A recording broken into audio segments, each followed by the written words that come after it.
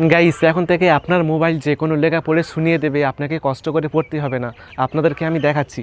এখন আমি যদি ফেসবুক অ্যাপটি এখান থেকে সিলেক্ট করি, ফেসবুক, এখন যদি হোয়াটসঅ্যাপ অ্যাপটি এখান থেকে সিলেক্ট করে দিই, হোয়াটসঅ্যাপ, এখন আমি যদি ঘড়ির টাইম সিলেক্ট করি এখান থেকে, 10:48 ক্লক, এখন আমি একটি টেক্সট লেখা সিলেক্ট করব এবং সেই টেক্সট লেখাটি পড়ে শুনিয়ে দেবে। এই দেখুন, এখানে কিন্তু অনেক লেখা রয়েছে, আমি যতটুকু সিলেক্ট করব ততটুকুই কিন্তু আমাকে পড়ে শুনিয়ে দেবে। এখন আমি এই লেখাটি সিলেক্ট করে দিচ্ছি, তাহলে এই লেখাটি পড়ে শোনাবে।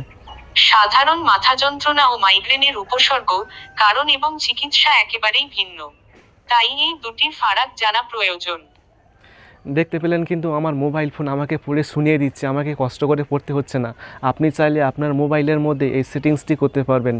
এই কাজটি কিভাবে করবেন চলুন শিখিয়ে দিচ্ছি। তো জানতে হলে ভিডিওটি অবশ্যই পুরো দেখুন। আমি আছি আপনাদের সাথে আব্দুল মিস্ত্রি, আপনারা দেখছেন এক্সপার্ট মিস্ত্রি চ্যানেল। তো চলুন শুরু করা যাক।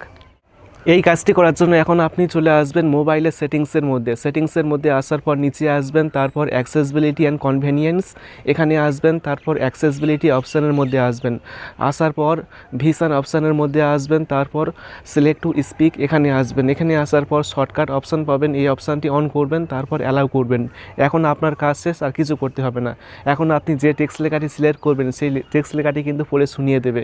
এখন আমি আবার দেখাচ্ছি। এখন আমি কোনো একটা টেক্সট লেখার মধ্যে আসলাম, আসার পর এখন আমি যে টেক্সট লেখাটি সিলেক্ট করব সেটা কিন্তু আমাকে পড়ে শুনিয়ে দেবে। তো এই মাইক আইকনে ক্লিক করবেন, ক্লিক করার পর দেখবেন যে মোবাইলের চারিদিকে গ্রিন হয়ে যাবে। এখন আপনি যে টেক্সট লেখাটি সিলেক্ট করবেন সেটা কিন্তু পড়ে শুনিয়ে দেবে। এখন আমি এটা সিলেক্ট করে দিচ্ছি।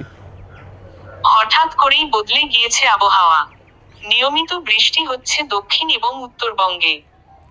দেখতে পেলেন আমার মোবাইল ফোন কিন্তু পড়ে শুনিয়ে দিয়েছে যতটুকু আমি সিলেক্ট করে দিয়েছি।